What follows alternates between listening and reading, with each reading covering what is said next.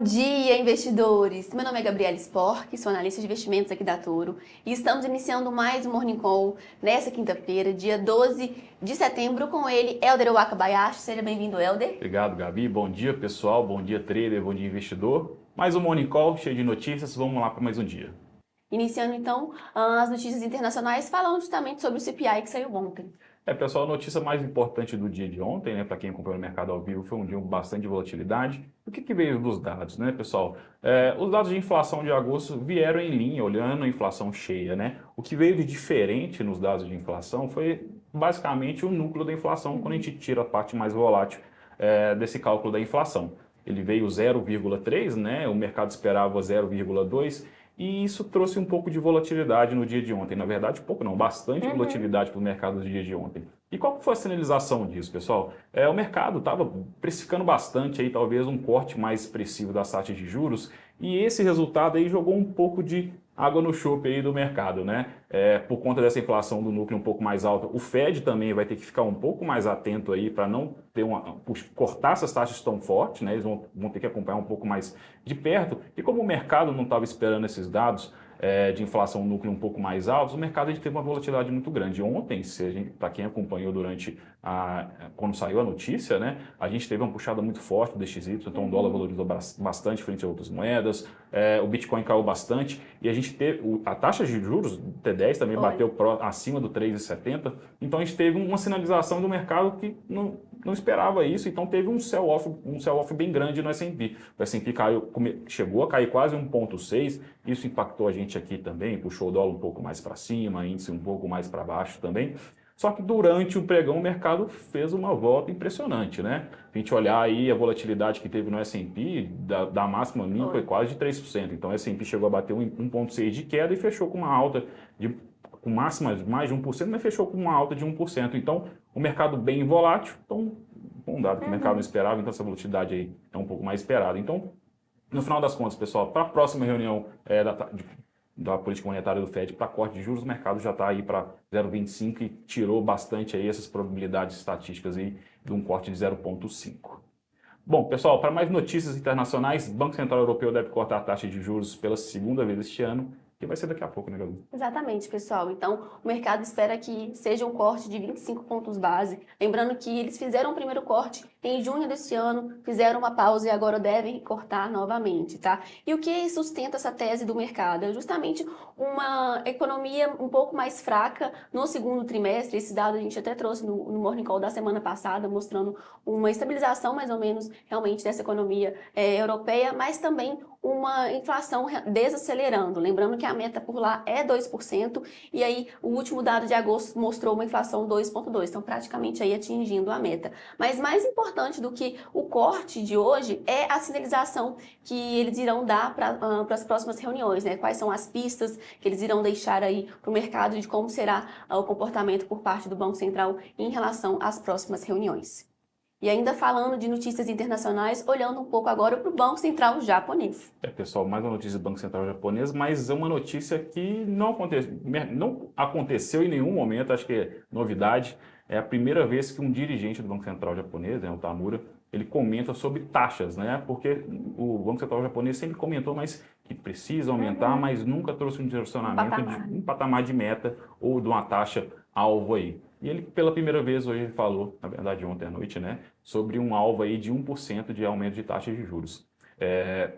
Ele não explicou muito, né? O mercado comentou que ele espera que até outubro do ano que vem, né, 2025, essa taxa vá até 1%, só que não deu muitas notícias sobre a questão de como que vai ser o pace, né, como vai ser a primeira alta e como que vai ser o desenrolar dessas altas até outubro de 2025, mas isso já dá um sinal de que realmente, né, o mercado já tem um target de taxa. E outra coisa, pessoal, em cima desse 1%, ele estima que essa taxa seria a taxa neutra, né, onde não estimula demais, nem estimula demais a economia e tende a puxar essa inflação, que é a meta também de 2% do Japão, sem trazer grandes complicações. Fato que pode acontecer, né, já que a gente teve bastante movimentação aí por conta de quebras de vários carry trades que fazem, né, financiamento com a moeda japonesa. Esse target aí também pode trazer algum tipo de volatilidade no mercado no dia de hoje. Vamos ver, tem que acompanhar, mas pelo menos o mercado já está em pelo menos um alvo aí de taxa de juros. Próxima notícia, pessoal. Incerteza com a eleição dos Estados Unidos segura o fluxo para as ações emergentes, diz o JP Morgan. Então, de acordo com o banco, pessoal, o ambiente realmente ele está um ambiente mais propício aí para o fluxo para países emergentes, principalmente com a eminência aí de um corte das taxas de juros americanas, mas também para uma desaceleração da economia americana. Com isso, o Brasil tende sim a se beneficiar. O banco também normalmente disponibiliza aí recomenda cerca aí de 9% das suas carteiras alocadas em países emergentes. Hoje, eles têm cerca aí de 6%, então realmente os países emergentes estão mais subalocados, estão mais descontados, tem um espaço aí de upside, mas o que está acontecendo? Como a gente não tem uma certeza, né, não tem nada claro em relação a quem será o próximo presidente dos Estados Unidos, isso acaba aumentando os riscos em relação aos prêmios, os prêmios principalmente aí geopolíticos. Então, como a gente sabe, se for a Câmara ou se for o Trump, cada um vai adotar um tipo de política econômica e isso pode, né, mudar completamente a trajetória aí de como o país adota em relação à sua parte aí na economia. Então, isso acaba tirando um pouco do fluxo, esse fluxo mais comprador para países emergentes. Por isso que a gente não está sentindo tanto esse fluxo estrangeiro voltando, não é de hoje que a gente viu aí a Bolsa operando com uma lateralização, né? Saímos de uma lateralização bem grande no início do ano, mas agora voltamos um pouquinho para ela, o dólar também está um pouco mais lateral, então isso acaba tirando um pouco do fluxo por aqui.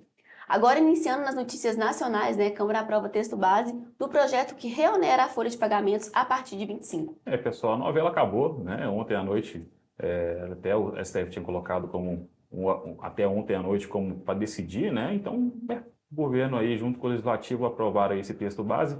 Tem alguns pontos que ainda vão ter apreciação dos deputados, mas essa reoneração aí foi aprovada e o que tem de impacto, né, pessoal? Na verdade, essa reoneração seria o quê? A gente tinha uma desoneração de 17 setores da economia.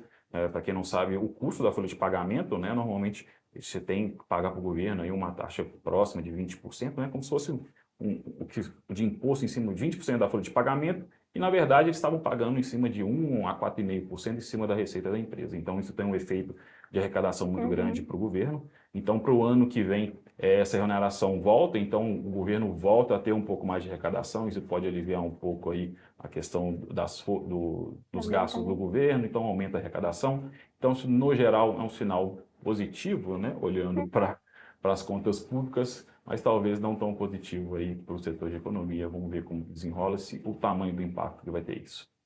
Bom, pessoal, CVM abre consulta pública para as regras que facilitam o acesso de empresas de menor porte à Bolsa e o mercado de emissões de dívida. Então, o que acontece, pessoal? O CVM está com esperança de que iremos retomar esse mercado aí de IPO. Se não me engano, tem mais de 2 anos que a gente não tem nenhuma empresa fazendo IPO aqui na Bolsa Brasileira. E para tentar estimular isso, ela criou um programa que facilita empresas com um faturamento bruto anual de 500 milhões. Então, ela está fazendo uma consulta pública, acabou de lançar isso, e esse programa chama o Fácil, né? Nome bem intuitivo. Facilitação de acesso a capital de incentivo e listagens. E consiste basicamente em deixar esse processo mais ágil e tirar um pouco da burocracia, que é justamente ingressar aí na Bolsa. Então, a gente quer até ouvir um pouquinho de vocês, se vocês acham que esse incentivo da CVM faz sentido, né? Tem tudo para dar certo, ou se já nasceu tendendo aí ao fracasso, não deixe de colocar aqui nos comentários não, tá bom?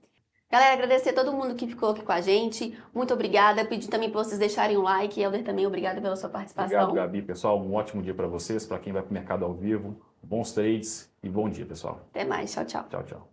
Toro Investimentos, uma empresa do Grupo Santander.